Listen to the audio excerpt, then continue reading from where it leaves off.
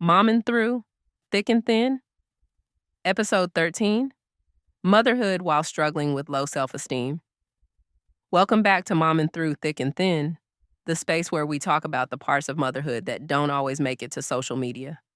Today's episode is for the moms who love their kids deeply, but quietly question themselves constantly. The moms who look in the mirror and don't recognize the woman staring back.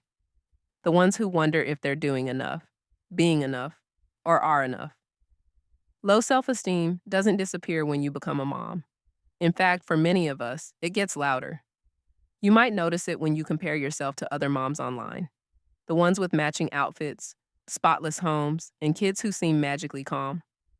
Or when someone makes an offhand comment like, "You look tired," and suddenly that small voice inside says, "See, you're failing." Low self-esteem can show up in parenting as over-apologizing to your kids, second-guessing every decision, feeling guilty for needing breaks, or thinking your child deserves a better version of you. Maybe you tell yourself, "I should be more patient. Other moms handle this better. If I were a better mom, I wouldn't feel this way." And the hardest part? You can be doing an amazing job and still feel like you're falling short. So let's talk about how to cope, gently and realistically. First, separate your worth from your performance.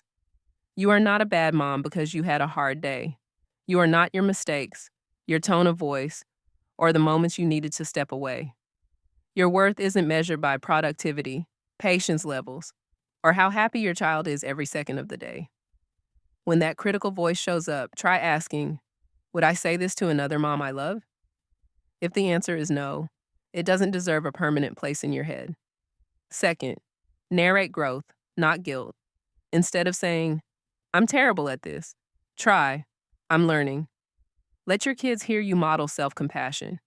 Saying things like, "Mommy got overwhelmed, but I'm working on it," teaches them resilience, not perfection.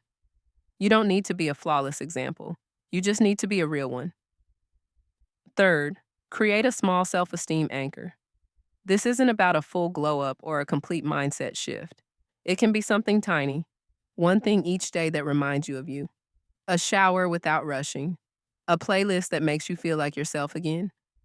Writing down one thing you did right that day, even if it's just, "I showed up," because you did, even on the days you felt invisible to yourself. Motherhood can magnify insecurities, but it can also be the place where healing begins. You are growing alongside your child, not behind them. And the fact that you care this deeply, that alone speaks volumes. If you're struggling with low self-esteem in motherhood, know this. You are not broken, you are not alone, and you are not failing. You're human, and you're still worthy, right here, right now. Thank you for listening to Mommin' Through Thick and Thin. If this episode resonated with you, take a deep breath, give yourself some grace, and remember, you're doing better than you think. Come back to join us again every Monday and Thursday.